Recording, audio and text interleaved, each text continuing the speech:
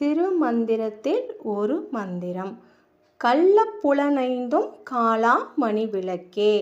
இந்த உயிர் பிறப்பெடுத்து வரும்போது தன்னோட 5 குழந்தைகளை கூடவே கூட்டிட்டு வருது. அந்த 5 குழந்தைகள் யாரு? கண், காது, மூக்கு, வாய், தொடு உணர்வு.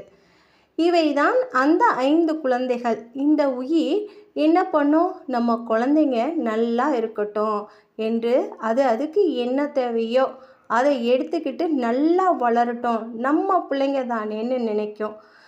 கண்ணு புள்ள எதை பார்க்கணுமோ அதை பார்க்காது, எதையோ பார்த்து கேடும். நம்ம காது எதை கேட்கணுமோ வரைமுறை இல்லாமல் வளரும். மூக்கு எதை சுவாசிக்கணுமோ அதை விட்டுட்டு புகைப்பிடித்து இப்படி அது கேடும். நாக்கு அது ருசிக்கு சாப்பிடும். உடம்புக்கு நல்லதா கெட்டதான்னு அது பார்க்காது, தான் ருசியை தான் பார்க்கும்.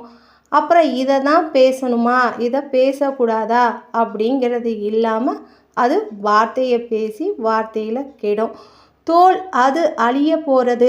இந்த உடம்பை அலங்காரம் பண்ணிக்கணும், அதற்கான சுகத்தை தேடி அது அலைஞ்சிக்கிட்டே இருக்கும். இந்த 5 புலன்களும் நம்மளை காப்பாற்றுங்க, நம்மளை இறைவன்கிட்ட கூட்டிகிட்டு போய் நம்மளை கரை சேர்த்துடுங்கன்னு நம்பி இந்த உயிர் காலத்தை ஓட்டும். இந்த 5 புலன்களும் திருட்டு குழந்தைங்க. உயிராகிய இந்த தாயை கொண்டு போய் எங்கே நிறுத்த காத்துட்டு இருக்கு தெரியுமா? நடு ரோட்டில் இல்லை, யமன்கிட்ட கொண்டு போய் சேர்க்க காத்துட்டு இருக்குங்க. எப்படின்னு கேட்குறீங்களா?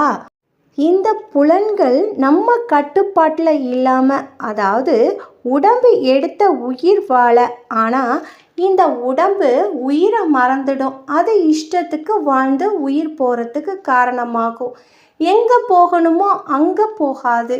இறைவனிடத்தில் சென்று இளைப்பாற உடம்பு எடுத்த உயிர் மறுபடியும் பிறப்பு இறப்பு சுழற்சியில் மாட்டிக்கும். அதுக்கு காரணம் கள்ளப்புலனைந்தும் காளா மணிவிளக்கே. நம்ம வெளியில் வீட்டில் பிரகாசமான லைட்டெல்லாம் போட்டு வெளிச்சமாக இருப்போம், ஆனால் உள்ளத்தை இருளாக்கி வச்சிருப்போம். அது இருண்டு கிடக்குதான்னு பல பேருக்கு தெரியாது. அங்கே வெளிச்சம் இல்லாமல் இருளாக இருக்கிறதால இந்த புலன்கள் பிரகாசமான வெளிச்சத்தை வெளியில் கொடுத்து காலனை வரவேற்கின்றது. நம் உள்ளத்தில் உயிராகிய ஜீவன் பிரகாசமாக எரிய வேண்டும் என்றால் உண்மையாகிய மெய் எது பொய் எது என்று உணர்வது அவசியம். நன்றி.